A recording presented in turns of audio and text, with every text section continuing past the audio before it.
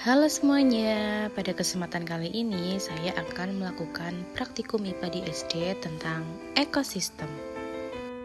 Sebelumnya, perkenalkan nama saya Risalatul Khairah, NIM 857608023, Prodi S1 PGSD, UP PJJ UT Purwokerto.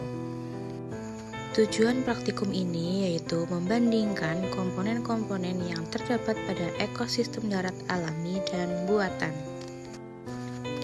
Alat dan bahan yang digunakan antara lain yang pertama alat tulis dan lembar pengamatan, yang kedua aplikasi barometer, dan yang ketiga lingkungan sekitar.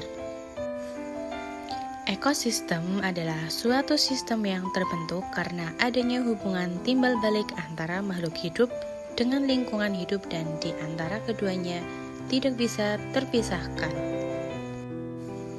Ekosistem terdiri atas komponen biotik dan abiotik.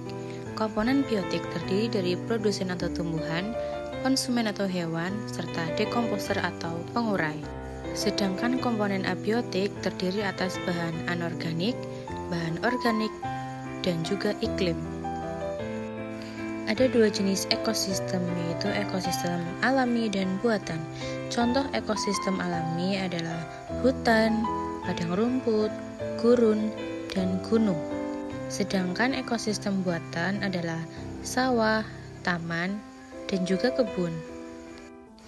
Ekosistem darat alami yang pertama yaitu hutan. Komponen abiotik dan kondisinya yang ada di hutan antara lain cahayanya yang cukup, suhunya mencapai 29 derajat Celcius, jenis tanahnya gambut dan subur, anginnya semilir, serta keadaan airnya sangat cukup. Kemudian kita akan mengamati komponen biotik yaitu tanaman dan hewan. Yang pertama ada pohon kelapa, yang kedua pohon jambu monyet, yang ketiga ada pohon coklat, yang keempat ada pohon jati, dan yang kelima ada pohon bambu. Kelima tanaman tersebut saling berinteraksi dengan komponen abiotik di lingkungannya, di mana tanaman membutuhkan cahaya matahari, air, dan tanah untuk membantu proses pertumbuhannya. Selain itu, beberapa tanaman juga membutuhkan hewan yang dapat membantu proses penyerbukan. Selanjutnya kita akan mengamati beberapa hewan. Yang pertama ada kadal, kupu-kupu, laba-laba, semut, dan belalang. Hewan-hewan tersebut juga saling berinteraksi dengan komponen biotik dan abiotik.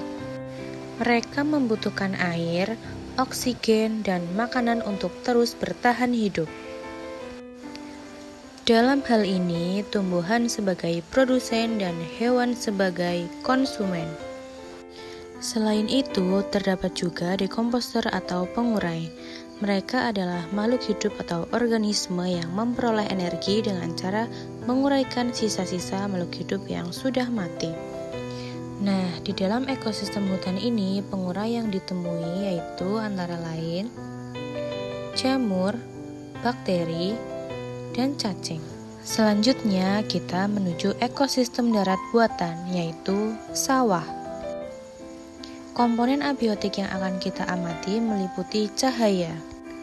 Cahayanya terlihat sangat terik, suhu mencapai 29 derajat Celcius, tanahnya sedikit kering, anginnya cukup semilir, dan airnya cukup banyak.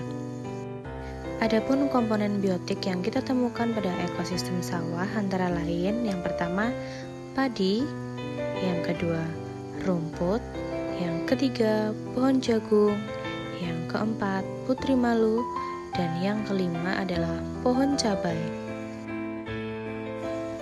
Semua tanaman tersebut saling berinteraksi dengan komponen abiotik, di mana mereka membutuhkan cahaya matahari, air, dan tanah untuk membantu proses pertumbuhan. Selain tumbuhan, komponen biotik lainnya adalah jenis-jenis hewan. Yang pertama adalah siput, yang kedua adalah semut, yang ketiga adalah kupu-kupu, yang keempat adalah belalang, dan yang kelima adalah nyamuk. Hewan-hewan tersebut juga saling berinteraksi dengan komponen biotik dan abiotik lainnya. Mereka juga membutuhkan air, oksigen, dan makanan untuk terus bertahan hidup dan berkembang biak. Adapun dekomposer atau pengurai di ekosistem sawah antara lain jamur dan cacing. Kesimpulannya yaitu ekosistem adalah sistem yang terdiri dari komponen biotik dan abiotik yang saling berinteraksi untuk mendukung kehidupan. Komponen biotik memerlukan komponen abiotik sebagai sumber energi dan tempat hidup.